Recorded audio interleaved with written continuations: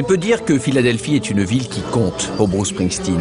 À quelques encablures de son New Jersey natal, c'est ici, en 1974, qu'il se produisit pour la première fois dans une arène avec le E Street Band. Philadelphie, il en chanta plus tard les rues, pour le film de Jonathan Demme. C'est encore à Philadelphie que le 4 octobre dernier, il prononça son magnifique discours en faveur du candidat Obama. Philadelphie, enfin, c'est là que nous l'avons retrouvé les 28 et 29 avril dernier, malgré les menaces que faisaient planer les premiers signes de l'épidémie de grippe porcine.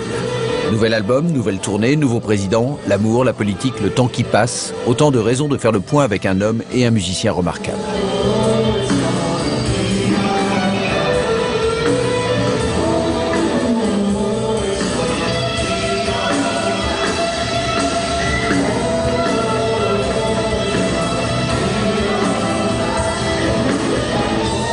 So, Bruce, you know that because of the swine flu, visitors were told not to visit the US. And really? Despite the warning of my government, I took the risk.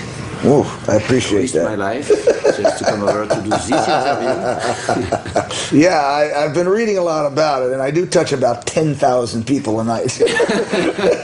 So I'm hoping that, you know, I'm being watched over, but we appreciate you taking the risk. Thank you very much. You don't snooze, you don't snort, you don't cough, you feel good. So far. Okay.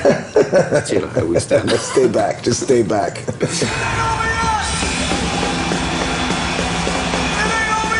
Last night had to be one of the best U.S. crowds we've ever had, period. That was like a European crowd, the noise and the intensity. You know, I think the band is getting better, but the audience is getting better too, because we're getting a lot of new generation fans. How many times have you seen him on stage? About 15 or 20. 5. Only 5? Her 15 or 20. She touched him. And I'm going to touch him tonight. Hey now. How different is it to rock an audience when you're 59? No different. It's no different while you're doing it. It's different later. It's different when you stop, you know. When you're doing it, I don't feel any different than I did when I was 25 or 35. The pain tends to, whatever pain you're having disappears. Adrenaline, exaltation, the bliss of the communication, the excitement of people's faces. I spend my night looking into people's faces. That's what I do out there. We take great pride in turning arenas and stadiums into clubs, you know? That's why we waited to do the Super Bowl until we were allowed to do it our way, where the people came up front, you know.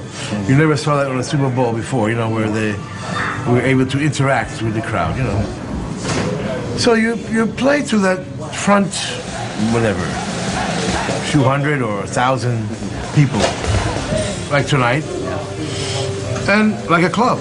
You're playing to a few hundred or 1,000, you know, so it's the same thing. I like arenas.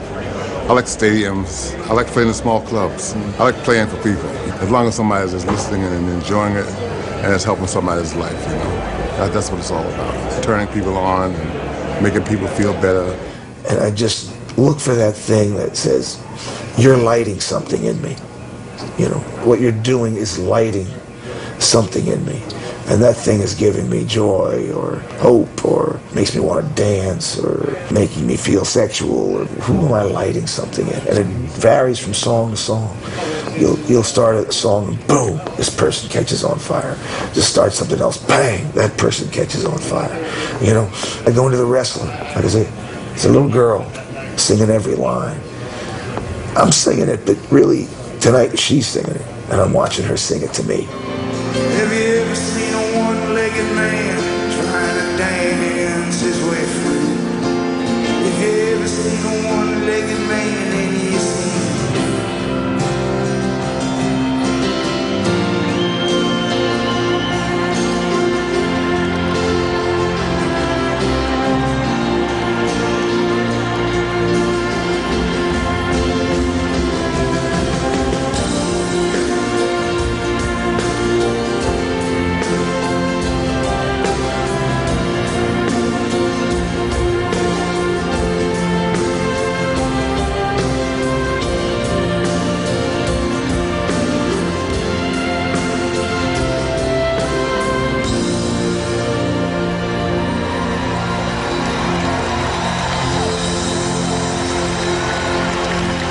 the band has become this multi-generational phenomena here in the States and in Europe too, you know, where every time we go there's a new line of 15-year-olds up front, grandma's in the stands, and everybody else is in the middle somewhere, you know, and I like that a lot. My favorite performers, Pete Seeger and Woody Guthrie, they made children's records, you know, it was supposed to be a uniting multi-generational experience without losing your edge or your toughness or what you bring, you know, and it can be done. Renouvellement des générations, parlons-en. Une des surprises de la tournée, ce sera le remplacement pour quelques dates de Max Weinberg, batteur historique du E Street Band, par son propre fils Jay. Élevé à la baguette et vieilli en fût de grosses caisses véritables. Jay, Yeah. I want to know how it feels to find yourself right in the middle of those guys on stage in front of an arena like this. Yeah. You're 18. I'm 18. With one of the biggest and oldest bands in the world. It's amazing. I mean, I've grown up with this band for like 10 years. It's just been the best. I mean, they're my favorite musicians and they're great people. And it's just like, they're the best teachers you could ever. Excuse me. You have the flu? No, I don't. No, I don't. They're the best teachers you could ever ask for. And as a drummer, were you influenced by your father's drumming? Absolutely. Yeah, the people that influenced him, you know, he raised me on listening to, you know, Keith Moon from The Who, Charlie Watts from The Stones, Buddy Rich, Gene Krupa, Max Roach, like all those kinds of drummers. And he also brought me into, you know, all the drummers that I'm into now. I think my style is probably really derived from my dad's way of playing, whether I like it or not. I mean, we had two young guys the other night. They're going crazy in front all night. I'm pointing to them. They're in the back, and I'm pointing to them. These guys are going. I said, at the end of the night, I'm driving home. I look out my side window. And I see the two of them running alongside the car at about 30 miles an hour. They're probably like 15, you know. They can do it, you know. Bounce, you know. And it was just, to me, I realized we are going to have an audience that outlives us, you know. We now have an audience that will outlive the band in the room already. That means we've done something our entire lives that will now stretch on beyond our lives. There's something about that that's very satisfying.